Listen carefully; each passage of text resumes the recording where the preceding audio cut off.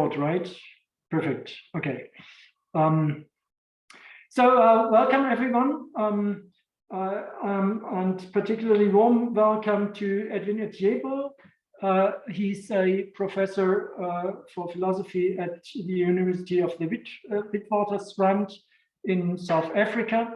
And I'm glad you accepted the invitation to talk tonight to us in this series of GIP lectures, Society for Intercultural Philosophy lecture series. Let me briefly introduce Edwin to you. He is a professor at Witwatersrand in philosophy, as I just said. And before joining University of Witwatersrand in 2012, so that's 10 years by now already, he previously has taught at the University of Alberta and Athabasca University. He holds a BA and MA in philosophy, but also an MBA, which he all got at the University of Lagos in Nigeria. So he originally is from Nigeria, and 10 years ago went to South Africa. Edwin did his PhD at the University of Alberta on David Gauthier's moral contractarianism on the problem of succession. And currently he is editor-in-chief of the South African Journal of Philosophy and the secretary of the African Philosophical Society, as well as secretary-treasurer of the International Society for African Philosophy and Studies. Tonight, the title of tonight's lecture is The Marriage of the I and the We, and I guess you did read the abstract that we published at the homepage. So let me be very brief, referring to William Blake. Edwin Etieyibo will discuss what he calls the marriage of the I mode of being and a we mode of being. A marriage that is fostered by some of the elements of social contract theory, as he states. He will, and I'm very curious to hear, interpret this marriage as a self-effacing and commune-inducing worldview that may be deployed to resolve notorious dispute between radical communitarianism and rather moderate forms of communitarianism. Thank you for being with us tonight, Edwin, and the floor is yours. Thank you very much, Ni, for inviting me to be part of this gathering. When we started communicating, we talked about, we've, I think, met twice, or the last time we met, I think it's in Vienna or so. So we know a bit way back. So I'm excited to talk to colleagues and friends, and I want to thank you very much for finding time to come and hear me talk this evening. I want to start by saying that from the biography, the brief biography that has been read about me, that sort of just summarize what I'm trying to do here in this talk. My PhD thesis, which I wrote in 2009, was on David Gauthier, as Ni has read, moral contractarianism. And so I worked quite a bit on social contract theories, and I've been thinking about, and typically, if those who know a bit about social contract theories know that it's generally is taken to be paradigmatic tradition that captures the idea of individualism. So if you know how it has come into the literature from Thomas Hobbes and into people like Jean-Jacques Rousseau's, even Immanuel Kant, or some part of David Hume, discussing different variants of social contract theory. And then in the modern times, you talk about Thomas Calon, or you talk about even John Rawls, or you talk about David Gauthier, who I worked on. The social contract theory has been taken to be a view that that celebrates in some sense individualism, the I, what I call the I, or the I mode of being. So I've been thinking about that, and then I've been working in African philosophy in the last 8-9 years. Thinking about ideas in communitarianism, which again people associate generally with a community or a we mode of being. And so more lately, I've been thinking about some different ways in which people have talked about the clash between individualism or liberalism and communitarianism, and whether you can find space for both, and I've initially thought that probably maybe these are two separate worldviews, metaphysically and even politically. And but more lately, I've been thinking about probably maybe one should look into some classical ideas, and maybe one can find a way in which one might think about how one can reconcile these two seemingly opposite worldviews or positions. And that's what I call the marriage. That's thinking about marrying the I and the we. And my part of my undergraduate studies, my minor was in English literature, so I did quite a bit of European literature. And one of the more fascinating tradition in English literature that kind of hooked me into literature was the romantic period. And I remember reading quite a lot of works by the romantic poets, one of them being William Blake's, and his book on the marriage of heaven and earth sort of struck me as probably an inspiration of how one can think of marrying two seemingly disparate or different entities, and the we and the I seem to be that. And again, those who know about the African philosophy, the tradition, or some of the debates, not just African philosophy, but it's quite more visible now in African philosophy, which is debate between radical communitarianism and moderate communitarianism.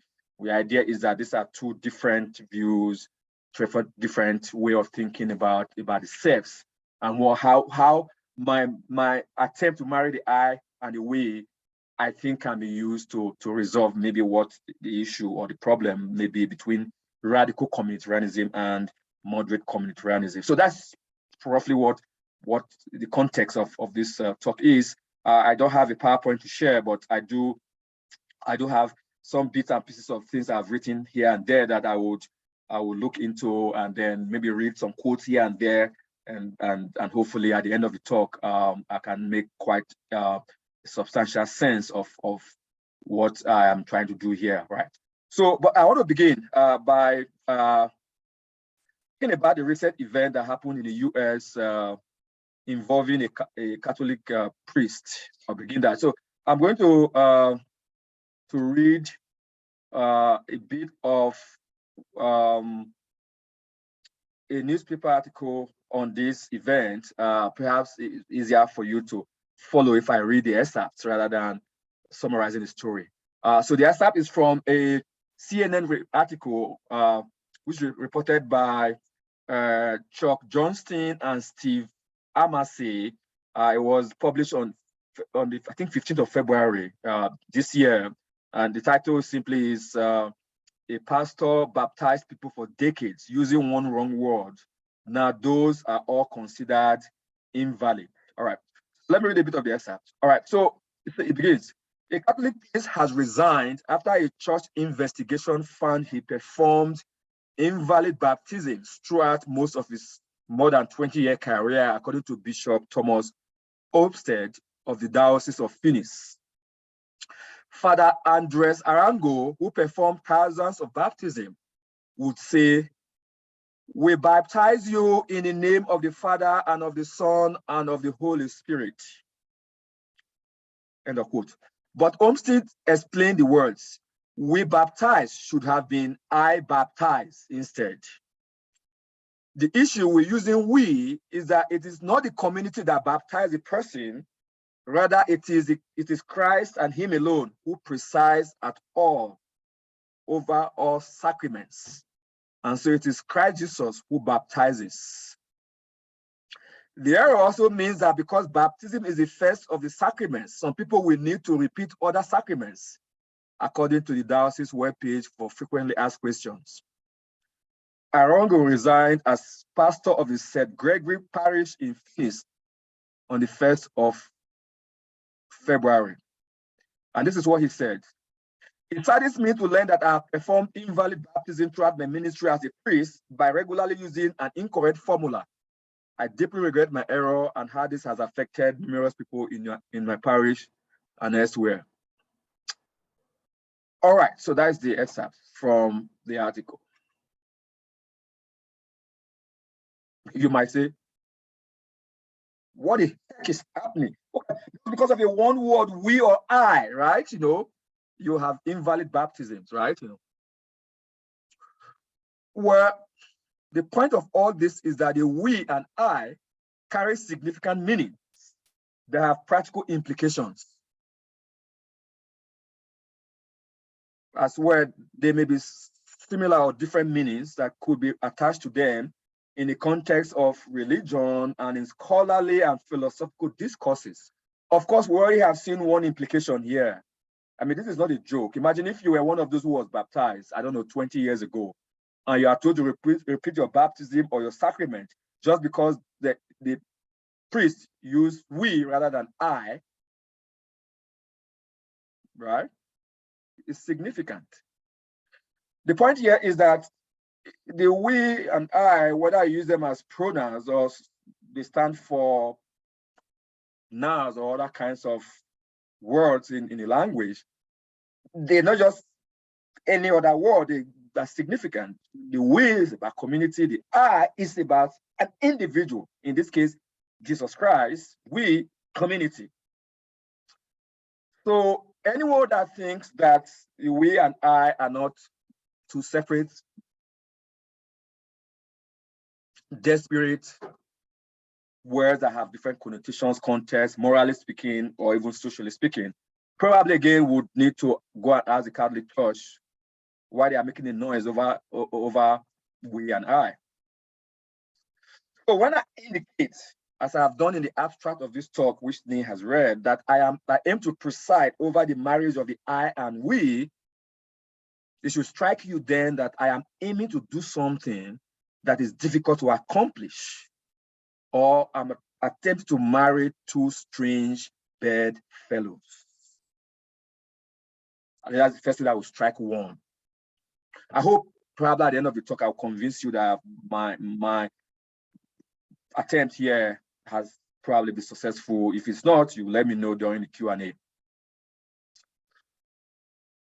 Like I suggested in the abstract, marrying two things that are or seem desperate is one that others have done in the past. Okay, so one example is William Blake, I thought, has attempted a former romantic poet, one of the most prominent romantic poets, in his book, The Marriage of Heaven and Hell, he says that he is attempting to marry heaven and hell. Again, if you're religious, you say, but these are two different things. Heaven is different, hell is different. There's no way you can really marry them or bring them together. It just doesn't make any sense, and it's not something that is feasible. Well, for Blake, so we need to really understand what hell means for Blake, what heaven means for Blake. For Blake, hell means energetic creators, and heaven means rational organizers. And he says he wants to marry these two disparate entities in a unified vision of the cosmos. What the energetic creators, or hell, as Blake calls it, is constituted by what is classically called Dionysian energy, which is governed by emotions and particularly passions.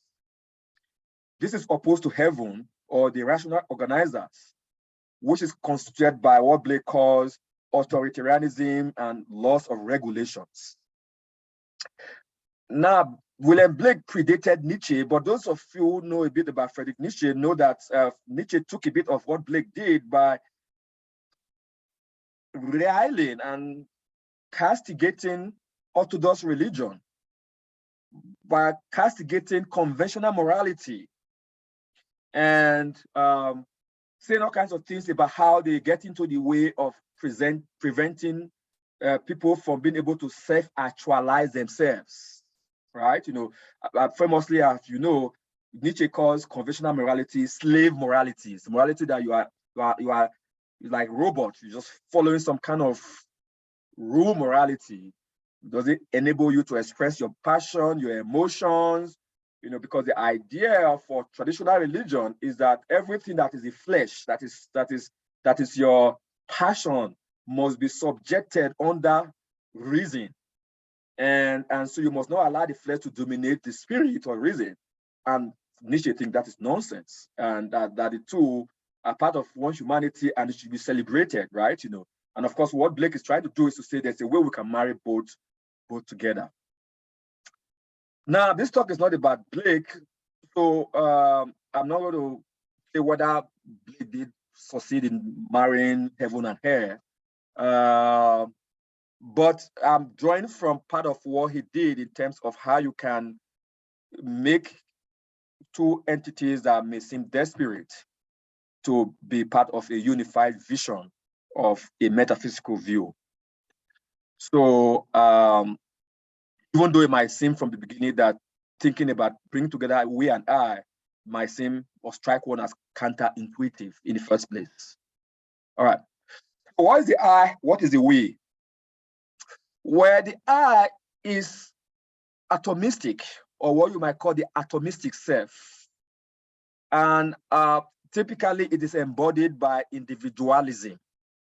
That's what I call the I mode of being. The I mode of being is an individualistic mode of being, or individualistic way of existing.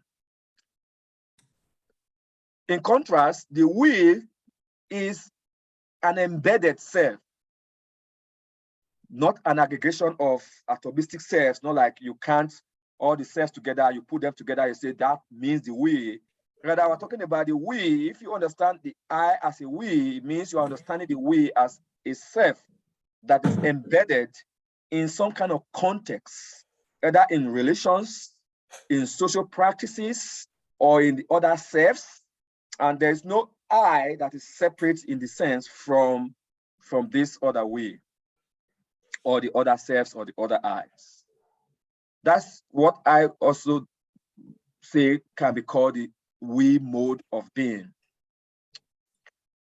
In the literature, both modes of being are taken to be in conflict. So let me quote from an article, my article I wrote in 2016 entitled African Philosophy in the Eyes of the West,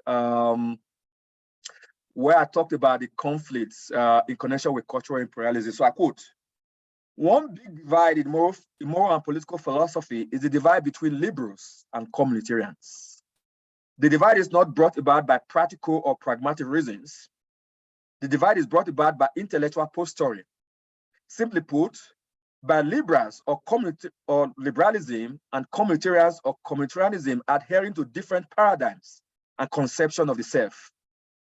Liberals or liberalism defend individual rights and freedom, and they have a view of the self as constituted by nothing other than itself. This is the view of the self that Charles Taylor in 1985 calls an atomistic view of the self.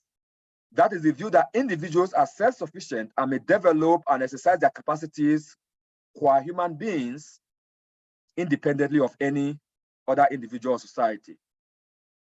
Or what Michael Sander in 1992 calls an unencumbered, an unembedded self, namely the putting of a distance between the self and its experiences, aims, and ends. Simply put, is a view that rules out the possibility of constitutive ends, that takes self as free to join in voluntary association with others and only capable of community, not in the constitutive sense, but in the cooperative sense. This is contrasted with the view of the self that communitarians or communitarianism generally hold, a view of the self that is non-atomistic and that is encumbered and embedded. An encumbered and embedded self is one that stands not at a distance in terms of its relations to other things, but with them. It is a self with other selves. End of quote. The conflict between the I and the we has come up now and then, and as I said earlier, in debates among African philosophers, in particular with regard to radical communitarianism and moderate communitarianism. In a way, then, bringing together the I and the we is to help reconcile the difference or the disparate, separate understanding of radical communitarianism and moderate communitarianism. So what is radical communitarianism?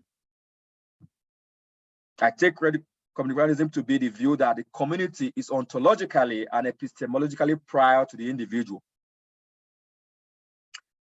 For moderate communitarianism, the idea is that the community is not ontologically and epistemologically prior to the individual, but rather they coexist and may have similar origins or beginning.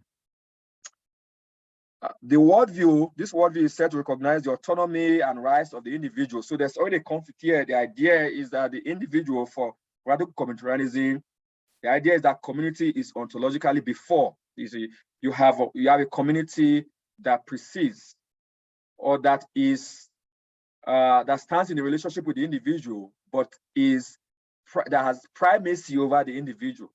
Whereas for moderate communitarianism, there's no such primacy of the community over the individual.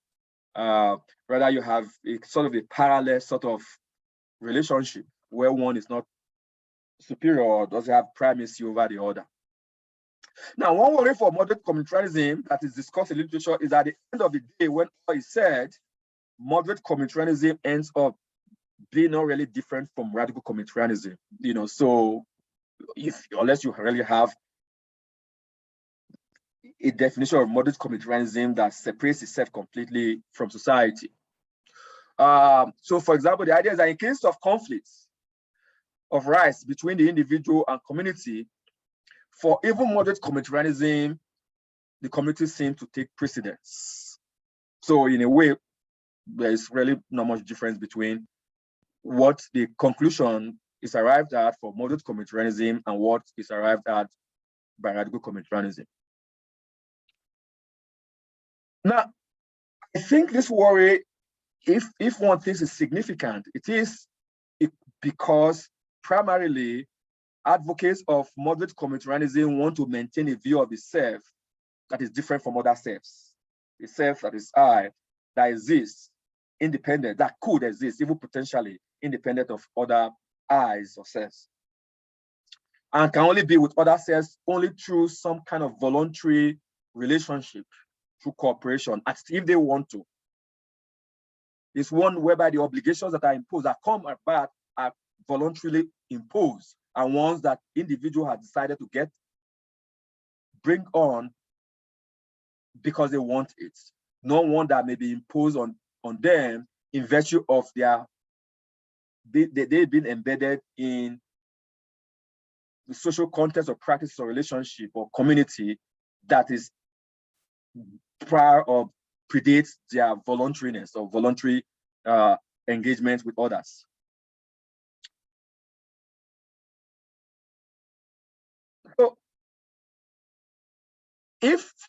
So one way to resolve it, which is part of what I'm going to suggest here, and you're going to let me know whether it's a suggestion, is a solution that works or doesn't work. One suggestion in terms of resolving it is to say, look, perhaps we need to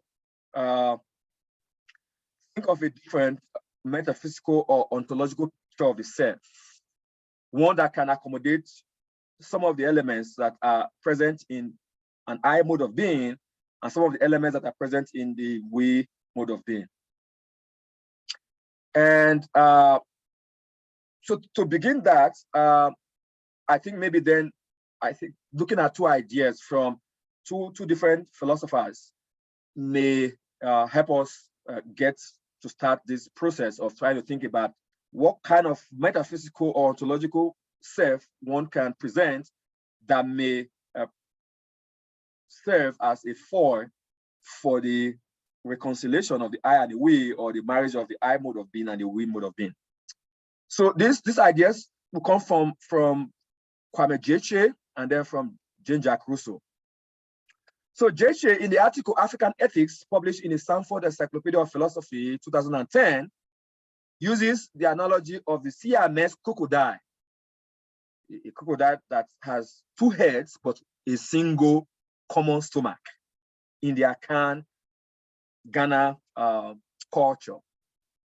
He used that to represent what he calls the common good, where the common good refers to that which is essentially good for human beings as such, embracing the needs that are basic to the enjoyment and fulfillment of the life of each individual. So for the idea for Gyekye is the content of the common stomach in the symbolic art of the Siamese crocodile would not come in conflict with the interests and needs of either of the crocodiles. So the crocodiles have two heads, but they have a common stomach. Now, the idea is they could fight and say, no, I'm the one that will eat X food, you know.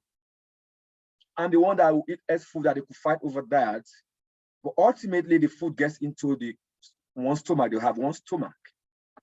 So it doesn't really make a substantial difference whether the food gets to the stomach through this particular crocodile head or this particular crocodile head. But of course, the crocodile with their head probably don't see this. They don't see that they have a common stomach. So they may fight as if they are atomistic self, but whereas they are in essence, they have one common stomach that actually nourishes themselves as part of that.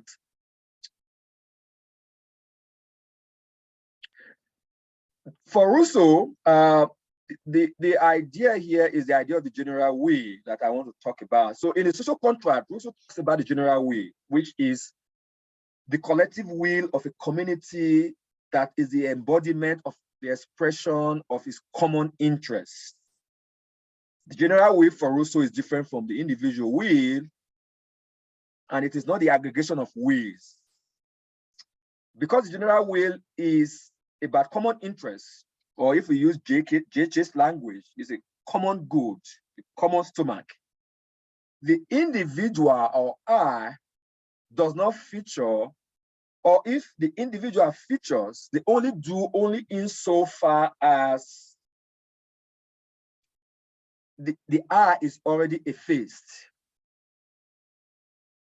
So the idea here is that there's what you call the individual self-effacing in Rousseau's general will. Once you have that self-effacing, what you have for Rousseau is a flourishing of an I within a we. So again, those who have read a bit about Rousseau, who know a bit about Rousseau's social contract theory, when in the general way, when a vote is counted, it is a vote of everyone. It's not a vote of the I's that are aggregated together. And you only get there only when you are sufficiently able to efface the individual will or the I. And so the self gives way, so to speak, for Rousseau. It's effaced, that's the whole idea. And the metamorphosis, it comes about through the whatever practices that effaces the self. It gives you what Rousseau now calls the general will, which is the will, in summary, the will that represents our common interest. So the idea is, how do you get from the individual, the I, the individual we, to the general we? The mechanism by which you do that, which is that enables the self-effacing, but also preserves. So that's why Rousseau says, for example, at some point, that if you refuse to be free, we'll force you to be free. But forcing you to be free is not the kind of force that you see as violating your freedom, because forcing you to be free is actually forcing you to realize your true self in the general will. So there is a measure of the I in the general way, and that happens through self-effacing. And if you are able to have that, then there is no we that stands alone. Rather, you have there's no I that stands alone. Rather, you have a we that actually is the I of you and is the I of everyone. All right. Now I'm drawing on some of these ideas here, and I want to show how one then can move this into some way of thinking about the relationship, the marriage between the I mode of being and the we mode of being. So that's where I get to now. So you remember Ginger Russo's idea here, what was driving him was the social contracts. Again, I did mention at the beginning that he was one of those, Thomas Hobbes and the others, Kant, talked about social contract theory. So it's important for social contract theories that there is, at the end of the day, there is agreement. Even though you have all individuals scattered all over the place, nobody benefits if all of us stand as individuals, atomistic selves. We only benefit, for Rousseau, for example, if there's a general way. If there's no general way, you can't move society forward. So the individual that think that they are no longer individuals because there's not general will is mistaken, because the general will is actually their true authentic will, is a true self, right? You know, almost similar to Thomas Hobbes' idea of the Leviathan, the idea that insofar as we all bring the Leviathan into existence, we are the Leviathan. You know, the Leviathan is not separate from we that brought the Leviathan into existence. All right. So I'm going to draw on some of these elements of social contract theory to now show the possibility of how the I can, represented by liberalism, can be accommodated by we, represented by communitarianism.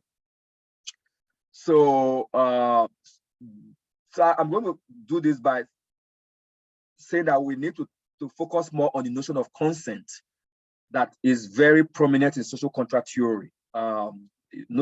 Notion of consent is prominent in social contract theory, very important for liberalism, and I'm going to show that it is not inconsistent with a communalistic worldview, or at least communalistic flourishing. If I can show that notion of consent that's important for individual autonomy, that's important for the I of liberalism or for individualism, if I can show that notion of consent is consistent with communalistic flourishing, then I would have successfully shown how you can bring the I and the we together in a way that effaces the I, but preserves them in a way that doesn't make the effacing unsavory or unacceptable. So I'll talk a bit about consent. So I've talked a bit about consent before in the context of Ubuntu. So I've written a bit about social contract theory. Again, as I said, my PhD thesis was on social contract theory. So it's a tradition I've really worked on for years. But in 2018, myself and Antonio Yowe co-authored a paper that was an essay that was in a book. The book was edited by me, Perspectives in Social Contract Theory. And the title of that article was Social Contract Theory and Ubuntu and Social Contract Theory.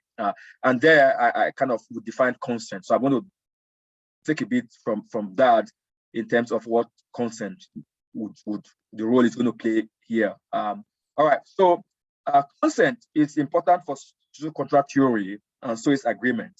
Consent refers to one accepting something, say accepting the terms of a contract, while agreement, which can also make consensus, refers to parties coming to the same decision on an issue or say the terms of a contract. Now, there are three types of consent in the social contract tradition. There's actual consent, there's non-ideal consent, and there's hypothetical consent. Generally, in the social contract tradition, actual consent is dismissed, non-ID consent is dismissed. The one that's accepted by social contract theories is hypothetical consent.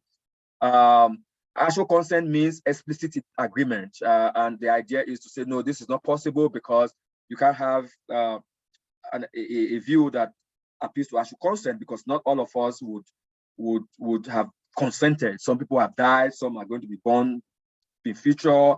So it's not like an agreement where we all sign on the dotted line, we all can sign, right? So actual consent is not really problematic. The same applies to non-ID consent. It's not applicable, or it's just too difficult to think about it in a way in which we think about morals or political obligations in the social contract tradition. All right, so what is accepted is hypothetical consent, according to which consent or the terms of agreement are needed to be given if these are the terms that people would give under carefully specified circumstances, or circumstances that are just and fair. So it's hypothetical. So let me illustrate this notion of consent by using a liberal account of justice by John Rawls in his book, A Theory of Justice. So John Rawls says, for example, if you want to think about justice, all right, you want to come up with principles of justice in society. The best way to come about this principle, of course, is through the mechanism of the social contracts, right? People would agree, another, but the agreement is not actual agreement, it's hypothetical. The question we should ask is, would the principle that we have in front of us be the kind of principle that anyone that is rationally sensitive would agree to in an ideal circumstance?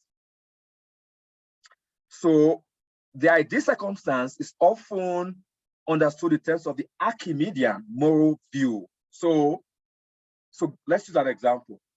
So supposing we want to decide whether it is okay to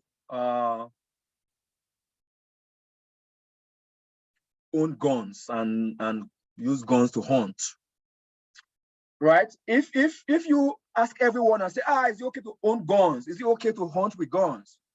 Those who already own guns, or those who already hunt with guns, are going to say, yes, of course. I own guns, it's good, So we must choose a law, a principle that will allow us to own gun or allow us to hunt with gun, right? Well, the problem with that sort of way of thinking is that the principle is already biased. It's already biased towards people who own guns. So what is the best way to arrive at a principle like that? Ross says the best way is simply to ensure that nobody who is going to vote on the principle knows that they own guns, or that they like guns, or that they hunt with guns. So that they are going to choose a principle that is unbiased, that is from more an objective point of view, or what you call an Archimedean moral point of view. So the idea here is that to think about justice, you have to think about it as fairness. And to think of it as fairness, you have to think of it not from my own selfish position, but from the position of every one of us, what you might call the general way. What benefits commonly everyone? What's the common good of everybody? You think of justice in that term, because justice is not just about me, not about I, one person, two people, individuals, but about the collective, about the common good. So for us, what is playing that role here is consent. So then the question for us is to say, but come on, would anybody accept this principle of justice? Ross says, yes, you would, hypothetically, because if you are reasonably sensitive or rationally sensitive, and you accept that there's no way you can have a principle of justice that would bias or favor you, or a principle of justice that would undermine you, rationally, you want to accept a principle of justice that benefits everybody, that is about the we, rather than about one person or the individual. So hypothetical consent plays that role. If somebody disagrees with that, the person disagrees not because of the soundness of the Archimedean position, the objective, unbiased position. The person disagrees because they are not willing to be rationally sensitive. But anyway, Ross says, when we are talking about society, we assume that people are rationally sensitive. If they are not, then maybe they belong to the asylum or belong to somewhere else that people who are not rational belong to. But hypothetical concept is what does the work. So how does it do the work here about the we and the I? I'm already sort of appealing to that from what I talked about the Archimedes point of view, the objective point of view, the we, the collectivistic common interest in deciding justice. I'm already gesturing towards that. Now, hypothetical consent does the job of bringing together the I and the we, or the I mode of being and the we mode of being, because there are ways in which some of the elements of both views are accommodated. So if you think about the I mode of being and the we mode of being, or you think about it in terms of moderate communitarianism or radical communitarianism, one might say some of the elements of radical communitarianism, as I've talked about, include the self as embedded. The good of the group is the most important thing, right? For radical communitarianism. And for moderate communitarianism, you might say some of the elements are the self is autonomous, voluntary, and the good of the individual is the most important in the picture of things. Now, when you bring hypothetical consent here, what is happening is that radical communitarianism and moderate communitarianism become just two ways of saying the same thing. The individual accepts any social arrangement that benefits that individual, but only insofar as each I in the we is not treated unjustly, right? So the individual will accept, I accept to be part of a we, only if the principle of justice selected, hypothetically from the Archimedean point of view, is one that benefits the common good. Benefiting the common good is, in a way, benefiting me as part of the we, but on the guarantee that that is fair and just to everybody. The I is guaranteed a flourishing space because the common good is sanitized by the perspective of the Archimedean moral actor, so that the traditional fear people have that without human rights or individualism, the I will be sacrificed at the altar of totalitarianism, collectivism, and majoritarianism appears. So one of the worry people have is that, oh, the community may oppress the individual. The community might take the autonomy of the individual away from him or her. They may come up with all kinds of traditions or laws that would undermine the interests of the individual. But hang on a minute here.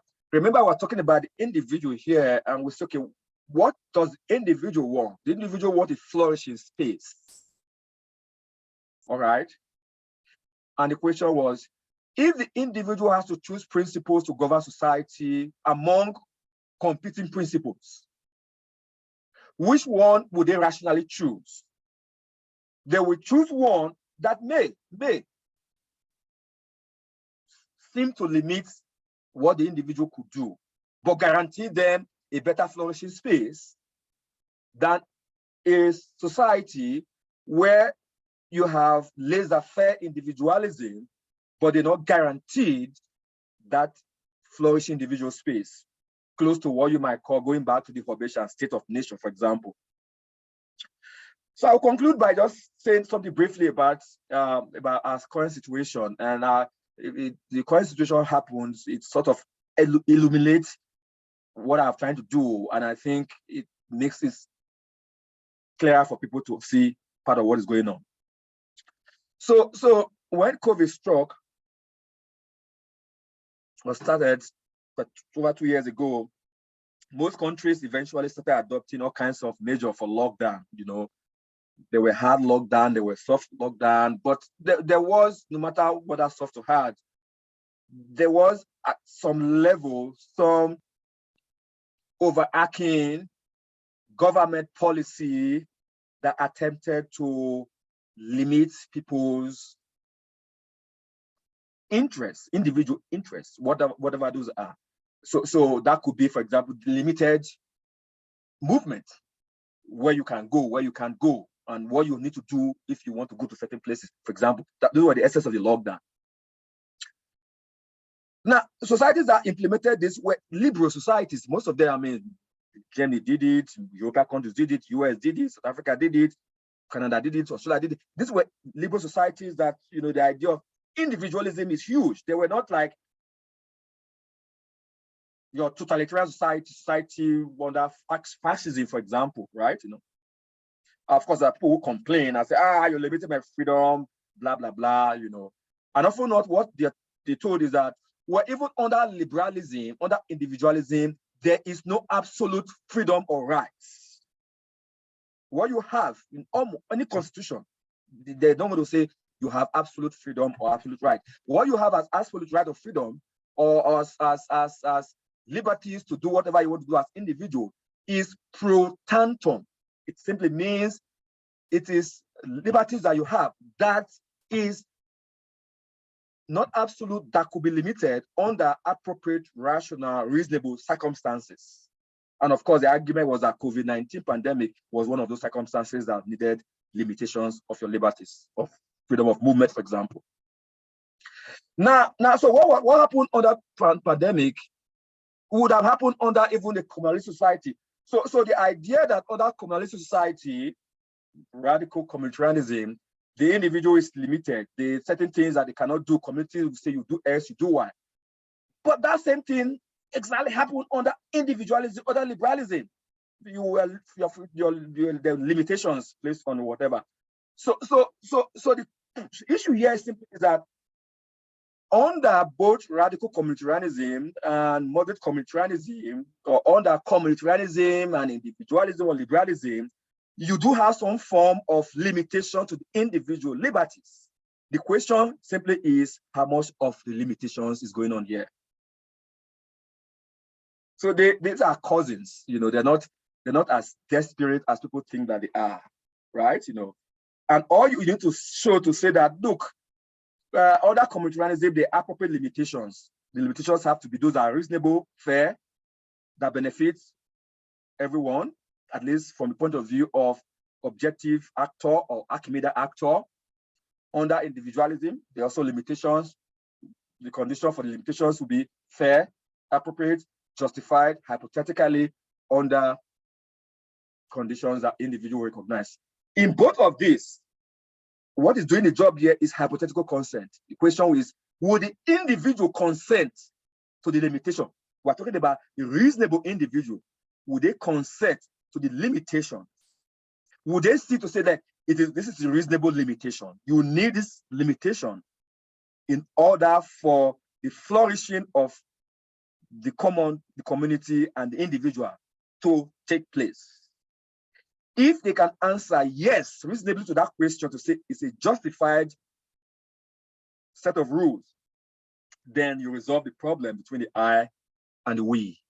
That is how you marry the I and the we, because you've shown that under both worldviews, what you end up having when you efface the self is a metaphysical self that accepts that the self is not a self that carried out activities unrestricted, but that carried out activities that are rational, reasonable, beneficial for the self, flourishing for the self, but also does that in the context of other selves and what you call the we. And so that's where I think one can deploy some of the elements of social contract theory, particularly that of hypothetical consent, and use that to begin to show how the we and the I are not really big enemies, but that they could be brought together in a metaphysical self that is rational and that accepts restrictions and limitations only insofar as that enables the self to flourish in a we. Thank you. Thank you, Edwin. Thank you very much for this presentation. We started like